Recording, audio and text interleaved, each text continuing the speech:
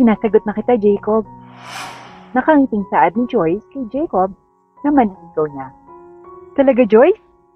Hindi makapaniwalang tanong ni Jacob. Oo naman, Jacob. Kasi nga, 2 taon ka na rin namang naliligaw sa akin. Kit, napag-isipan ko na din na sagutin ka na. Sagot ni Joyce at agad siyang niyakap ni Jacob. Alam mo, Joyce, napakasaya ko sa araw na to. Hindi ko akalain na sa araw na to isasagutin mo na ako. Diba sabi ko naman sa'yo, maghintay ka lang, di ba? At salamat din, Jacob, dahil sa naghintay ka talaga sa akin at hindi ka nawala ng pag-asa. Grabe, alam mo ba na bihira lang sa mga lalaki yung naghihintay sa babaeng nililigawan nila? Joyce, alam mo, ika nga nila, true love wait. Kaya hinintay talaga kita. Alam kong ikaw ang babaeng nararapat para sa akin. Ang corny mo naman, Jacob. Natatawang saad ni Joyce. Hindi ako corny, Joyce. Yun naman talaga yung kadalasan na sinasabi ng iba, di ba?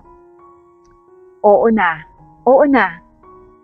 Natatawang saad pa rin ni Joyce dahil medyo kinikilig siya sa sinabi ni Jacob.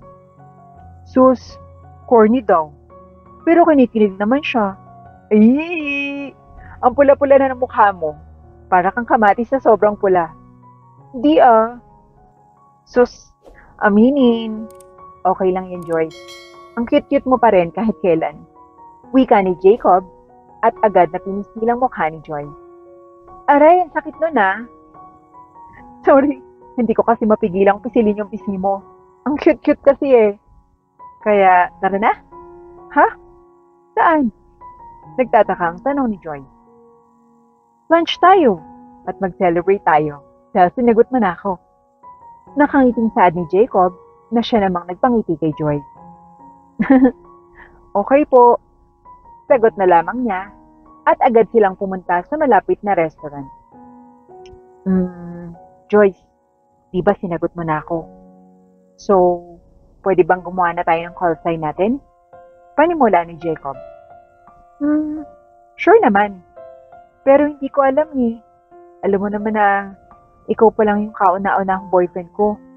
Kaya hindi ko alam yung mga call sign na yan. At wala akong ideya.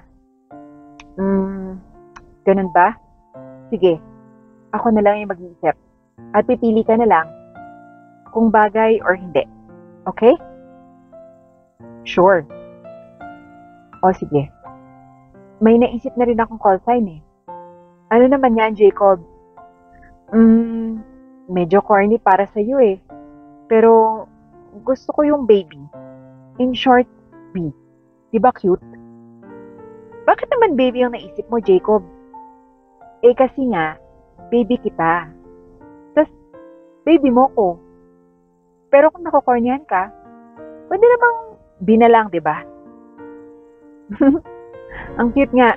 Sige, baby or B? Tawagan na natin mula ngayon? Tanong ni Joyce. Yes, baby. Nakangiting sagot ni Jacob. Kaya't agad naman silang kumain. At nang matapos silang kumain, ay tinanong na naman siya ni Jacob. Gusto mo bang magsindi tayo, baby? Sa susunod na lang siguro, B. Kasi mag-aalas 4 na ng hapon At baka hinahanap na ako ni nanay at tatay. Ay, hala, oo nga Sorry, hindi ko na malaya na mag-aalas 4 na pala. Ang dali-dali kasi talaga ng oras kapag kasama kita, B. Malungkot na saad ni Jacob. Sus, huwag ka nang malungkot. Meron pa namang bukas, di ba? Sige. O, sige, Joyce. Baka bukas na lang ulit tayo mag-banding, ha? Bye. Paalam ni Jacob sa kanyang nobyang si Joyce. At agad naman siyang umuwi. Nang makauwi na siya, ay malapad ang kanyang ngiti na siyang naging dahilan upang mapansin ito ng kanyang nakababatang kapatid. Anong iningiti-ngiti mo dyan, kuya? Tanong nito kaagad na siyang naging dahilan upang magulat si Jacob. Ano ka ba, Pia? Nagugulat ka naman. Sus, anong nagugulat? Ngayon ka lang nagulat sa akin. Anong ganap ba? At bakit ngingiti-ngiti ka dyan na mag-isa? Mukha kang tanga. Mataray na tanong ng kanyang kapatid. Basta, kuya naman, sabihin mo na nga lang. Kundi, isusumbong talaga kita kila mami na pinapabayaan mo yung mall at ako lang yung nag-aasikaso dahil nababalo ko na yata kay Joyce. My gosh, speaking of Ate Joyce, kumusta na kayo? Tanong ng kanyang kapatid. Imbis na sagutin ito ni Jacob, ay ngumiti na lamang ito ng napakalapad na siyang naging dahilan upang mapagtanto ni Pia ang ibig nitong sabihin. Ah! Oh my gosh, kuya, don't tell me. Sinagot ka na niya? Oo, Pia. Oh! Kaya pala para kang tanga ng ngiti-ngiti dyan. Pero by the way, congratulations kuya. After 2 years, sinagot ka na rin niya. Ako pa, ang gwapo-gwapo ko kaya. Sus, umiyabang mo naman. Ang ganda-ganda nga din kaya ni Ate Joyce eh. Pero alam mo kuya, bagay kayo. So it means, meet the family na ba yan kuya? Tamang-tama dahil may event na gaganapin eh. Anong event? Hindi mo ba alam na uuwi na sina mami? Kaya't kung ako sa'yo, kasabay ng pag-uwi nila mami, ay ipapakilala ko na si Ate Joyce. Nang sa ganon, hindi ka na mapilit na pakasalan si Ate Mina. Ha? Ba't naman nadamay si Mina sa usapan na to? Hay nako! Ewan ko talaga sa'yo kuya, kung saang lupalop na padpad yung utak mo. Hindi mo ba talaga alam at hindi mo naaalala yung mga sinabi sa'yo nila mami at daddy bago sila umalis? Ang ano nga Pia? Sabihin mo na nga lang, hindi yung pinapaghuhula mo pa ako. Pwede mo namang sabihin na lang. Hindi ko talaga naaalala yan. Okay, fine. Pero bago yan, payagan mo muna ako mag-shopping sa mall mo. Marami kasi akong gustong bilhin dun. Ay nako, shopping addict ka talagang bata ka. Oh well, of course. At hindi lang ako mag-iisa. Dahil isasama ko si Ate Joyce. Total, girlfriend mo naman siya eh. Diba? Kaya deserve namin ang mag-shopping sa mall mo. Okay ba? Hay nako. Oo na. O sige na. Sabihin mo na kung bakit nasama si Mina sa usapan. Anong arranged marriage na yan? Ganito kasi yun, kuya, oh.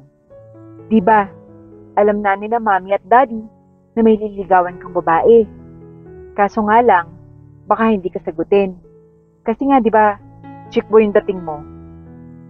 Lalo na kay Ate Joyce. Kaya nag-alala si na mama at dad na baka hindi ka sagutin. At gustong-gusto na nilang magkaapo kung kaya't gusto na nilang magkanobya ka. At si Ate Mina ang nakita nilang babae na deserve na ikasal sa'yo. Aside kay Ate Joyce. Gets mo? Ay, oo nga no. Kailangan kong tawagan si na mami. At baka nasabihan na nila si Mina. Hay nako, too late. Huwag ka nang mag-alala. Dahil natawagan ko na sila. At wala ka na rin magagawa. Dahil nasabihan na rin nila si Ate Mina. Kaya kung ako sa'yo, ipakilala mo na lang din si Ate Joyce. Nang sa ganun, mapahiya naman si Ate Mina. Ayaw ko kasi sa kanya eh. Ang arte-arte niya. Mabuti pa si Ate Joyce. Napakasimple lang.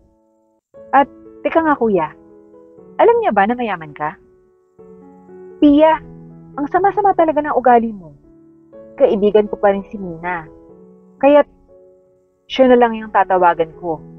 At sasabihin ko kay mami at daddy na may girlfriend na ako. Kasabay na rin ang pag-uwi nila mami at daddy. Aaminin ko na rin kay Joyce yung lahat. Okay, ikaw ang bahala. Kuya, basta bukas, sumama ka sa amin ni Ate Joyce para mag-shopping. Oh, akala ko ba kayong dalawa lang yung lalakad? Bakit ngayon kasama na ako? Kasama ka talaga. Sino naman yung magdadala ng mga pinamili namin? Di ba wala? Kaya ikaw na lang. Total, girlfriend mo naman si Ate Joyce eh. At isa pa, wag na wag kang magrereklamo. Kung ayaw mo ako mismo ang magsasabi kay Ate Joyce ng mga tinatago mo sa kanya. Banta pa ni Pia, kaya't napatango na lamang si Jacob. Okay, fine. Good. Excited na ako para bukas.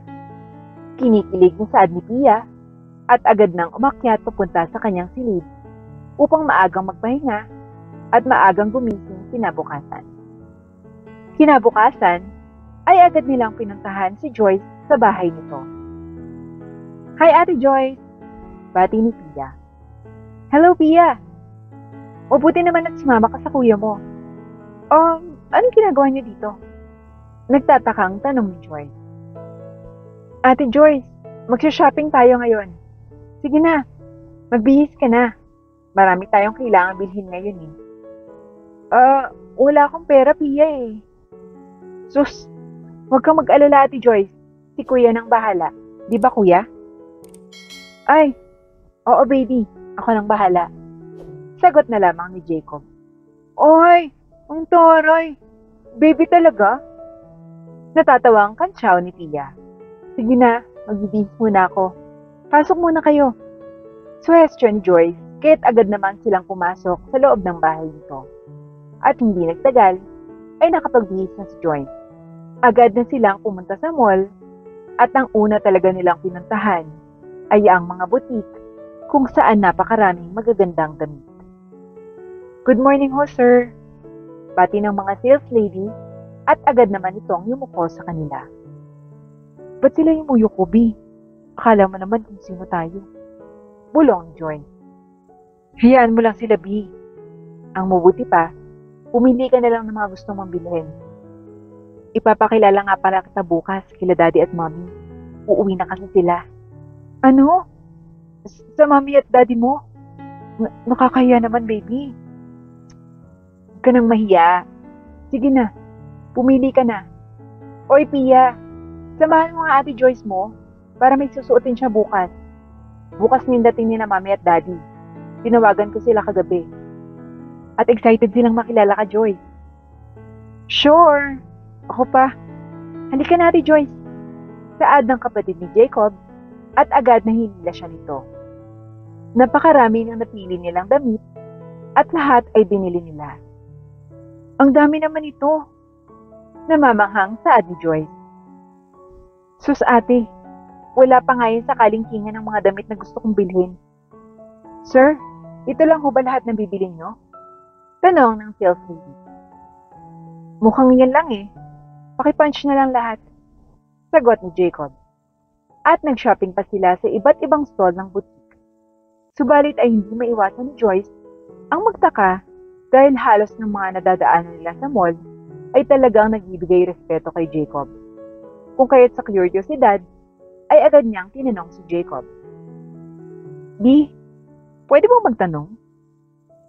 Sure, B. Ano naman yun? Kasi kanina ko pa napapansin nung nasa mall tayo na halos lahat ng tao ay nagbibigay respeto sa'yo. Anong meron? May tinatago ko ba sa akin? Baby, sa totoo may kailangan akong sabihin sa'yo eh. Pero, hindi pa ngayon. Okay? Bukas na lang. Kasabay ng pagdating ni na mami at daddy. Okay lang ba? O okay. Pero, may kailangan ba akong ikatakot? Ayoko kasing mag-overthink, Jacob. Wala kang dapat ikatakot, babe. Basta bukas, may aaminin ako sa'yo. At sana naman ay tanggapin mo ako. Tanggap na tanggap kita, Jacob. Okay, o sige. Magpahinga ka na at maaga kitang susunduin bukas, ha? Paalala ni Jacob na siya namang tinanguan kaagad ni Joyce. Kinabukasan ay maaga siyang sinundo ni Jacob. Agad naman siyang ipinakilala sa mga magulang ni Jacob at agad naman siyang nagustuhan ng mga ito dahil simpleng babae lamang siya at tunay na napakaganda. Bagay na bagay talaga kayo, iha, ng anak kong si Jacob. Kahit ano pang hinihintay nyo? Magpakasal na kayo. Mama naman, nagmamadali. Sus, gustong-gusto na namin ang apo ng papa mo. Napatawa naman si Jacob at maging si Joyce ay napatawa rin. Sus, mami naman eh. O sige na nga, may iwan ko lang muna kayo. Marami pa akong bisita. Paalam ng magulang nito kung kaya't naiwan na sa mesa sina Jacob at Joy. Grabe, Jacob. Ang yaman niyo pala. Nahihiya talaga ako. Ako lang yata yung mahirap na nakasali dito. Sus, huwag kang mahiya. Dahil papakasalan pa nga kita. Di ba sabi ko sa'yo, baby, may aaminin ako sa'yo ngayon? Ay, oo nga. Ano yun, baby? Kasi ako yung may-ari ng mall na pinuntahan natin kahapon. Kaya nagbibigay respeto talaga sila sa akin. Ano? So, ibig sabihin, ang yaman-yaman niyo talaga? Diyos ko, nakakahiya talaga. Nahihiyang saad ni Joy. Wala kang dapat ikahiya, Joyce. Pero ang tanong ko sa'yo, tanggap mo ba ako? Oo naman, Jacob. Kaso nga lang, ako talaga yung nahihiya sa sarili ko. Huwag kang mahiya, baby. Wala kang dapat ikahiya. Tanggap kita. Kaya pinili kita. Dahil iba ka sa ibang mga babae. Napangiti niya lamang si Joy. Hindi pa rin niya maiwan na mailang hanggang sa lumipas ang mga araw at tuluyang nasanay na siya. Kahit na mayaman ang boyfriend niya, ay hindi pa rin lumaki ang ulo ni Joy at nanatili pa rin siyang simpleng babae na siyang naging rason upang mas mamangha at mahalin siya ni Jacob.